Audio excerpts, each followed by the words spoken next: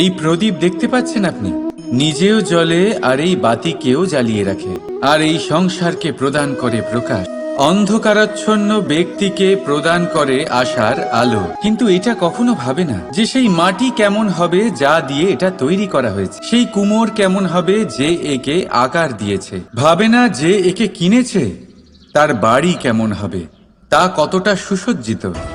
কিচ্ছু নয়, শুধু এই সংসারকে প্রকাশ প্রদান করে। আর হয়তো সেই জন্যই প্রদীপকে এত ভালোবাসা হয়। সে নিজের বা অন্যের বাড়ি দেখে কখনোই জ্বলে না, সে জ্বলে শুধু অন্ধকারের সাথে লড়াই করতে। তাই আপনিও নিজের ব্যবহার এই প্রদীপের মতো করে তুলুন।